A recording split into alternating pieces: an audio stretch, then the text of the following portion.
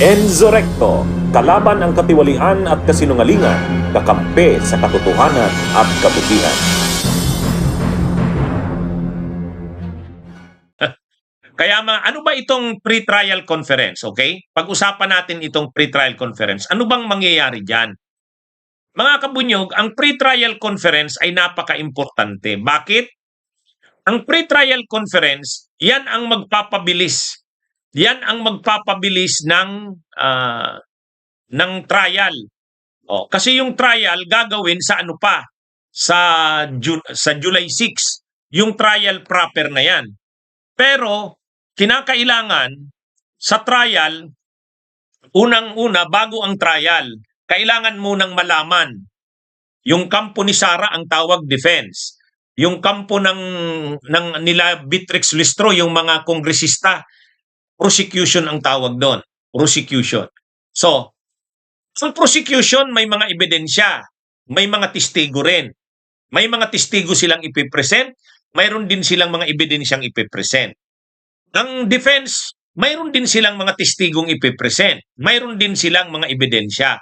Ngayon, dapat sa pre-trial conference sa June 18, sasabihin na ngayon ng prosecution, sino-sino ang mga testigong ipipresent nila. Si Trillanes, si Madriaga, sino-sino pa. Dapat i-provide na yung lista. Hindi naman pwedeng malalaman yung mga testigo doon na lang sa trial. Hindi. Hindi naman lahat ng present doon sa Justice Committee ay ipipresent din sa trial. Pwedeng hindi. Pwedeng may mga testigo na hindi na i-present doon sa Justice Committee na ipipresent sa trial. Pwede ring may mga ebidensya na hindi na i-present sa Justice Committee hearing pero ipipresent sa trial. So sa madaling sabi, dapat sa pre-trial conference sa June 18, dapat sabihin na, isubmit na yung lista. Sino-sino ba ang testigo ng prosecution? Sa defense naman, sino-sino naman ang mga testigo nila? Ano ba ang mga ebidensya ng prosecution? Ano-ano naman ang ebidensya ng defense? Mamarkahan na yan, yung marking ng mga exhibits, yung mga sinasabi nating Exhibit 1, Exhibit 2, Exhibit 3, marking ng exhibits yan. Doon naman sa kabilang kampo, Exhibit A, Exhibit B, Exhibit C. Marking ng exhibits yan. Ang tawag po dyan sa ganyan, pre-trial conference.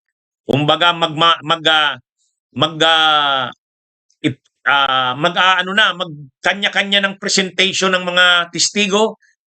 Halimbawa, yung parte ng prosecution, sino-sino ang mga testigo nila? Ang testigo ang ipipresent ay 15. Sino-sino yon? Doon naman sa defense, sino-sino mga testigo? Ano sa kanila? 10. Sino-sino yon? Tapos yung mga ebidensya, yung mga dokumento, mamarkahan yan. Exhibit 1, Exhibit 2. Kung ilang exhibits yan. Tapos doon naman sa kabila, ganun din. Ang tawag po dyan, marking ng mga exhibits.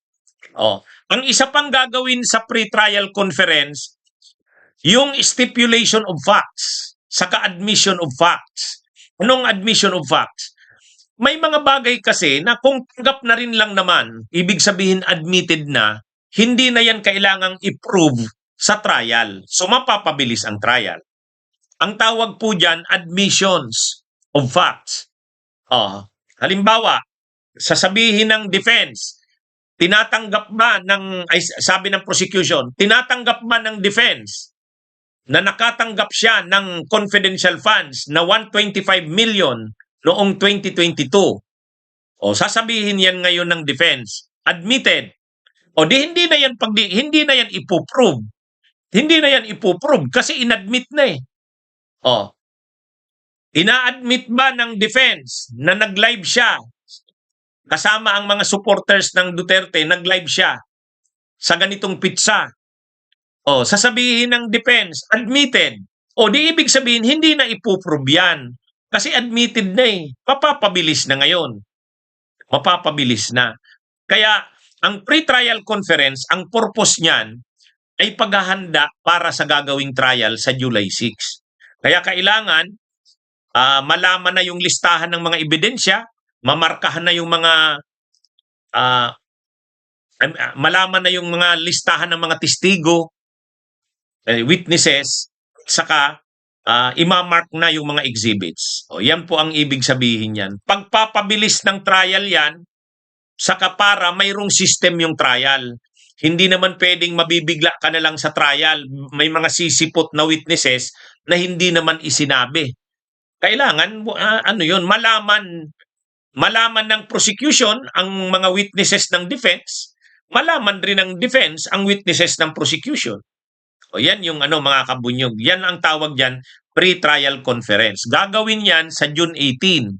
Saan gagawin yan? Sa Senado. Pero hindi magko-convene ang impeachment court.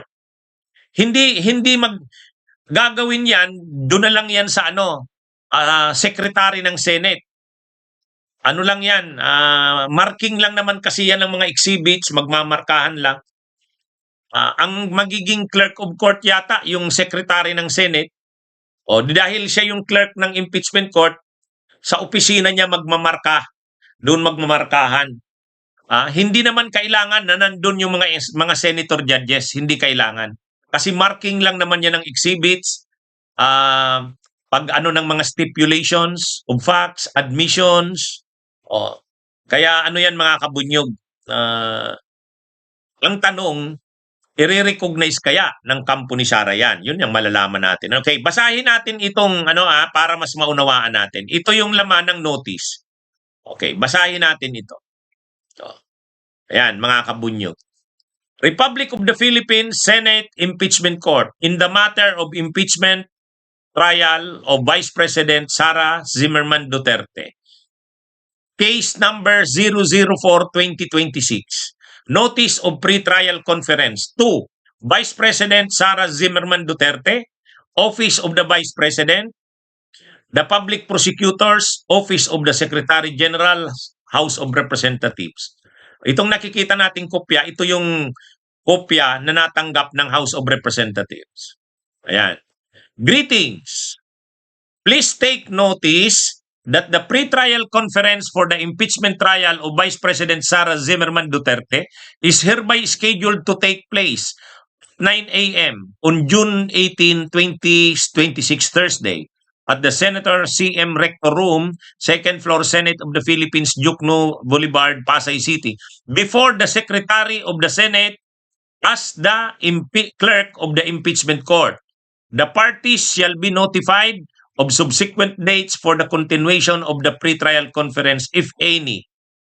The parties are directed to attend the pre-trial conference personally or through counsel, consider and resolve the following: stipulation of facts and simplification of issues, marking of documentary or real evidence and waiver of objections or admissions on evidence, number and identification of witnesses. O yan, mga kabunyog.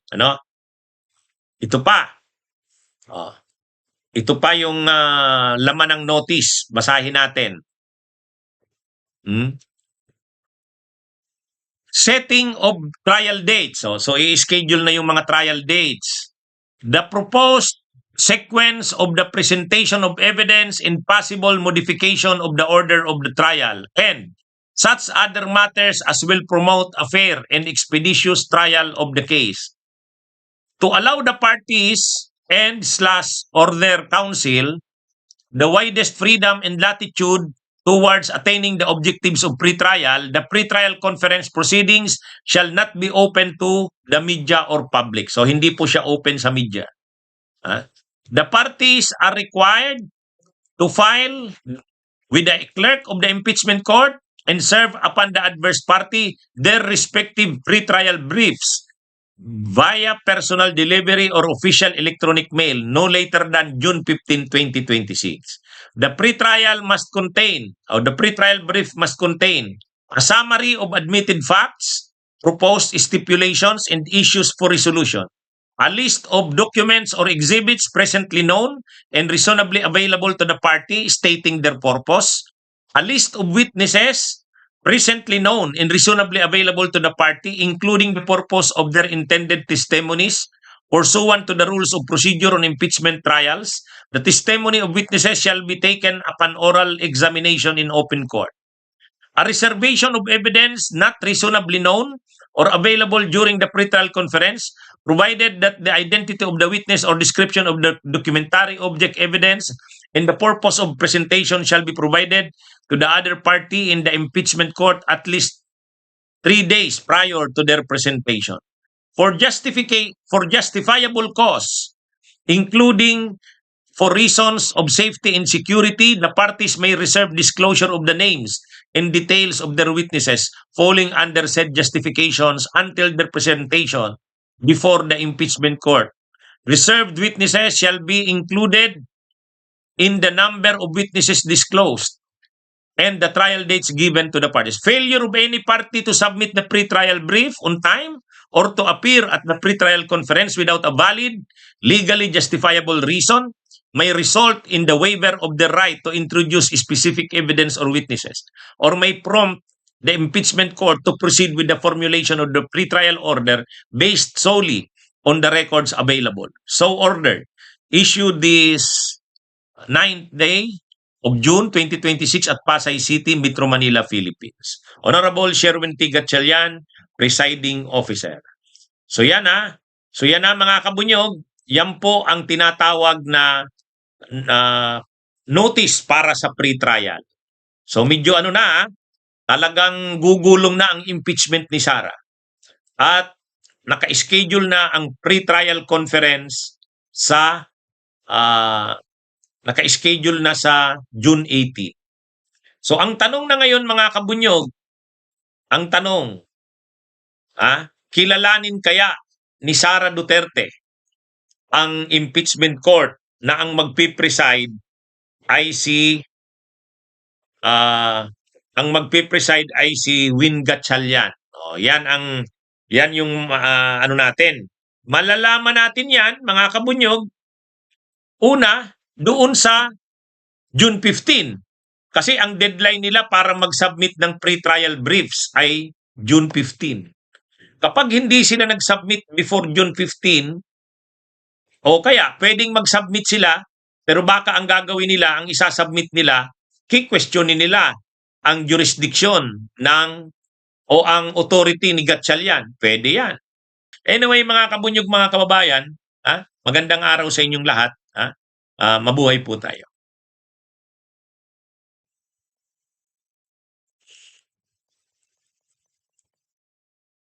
Bunyog, halikan na kasama ka. Bunyog, kapag buklod ay may pag-asa. Luzon, Visayas, Mindanao, isa ang pananaw. Sa bagong Pilipinas ang bunyog isisigaw. Bunyog.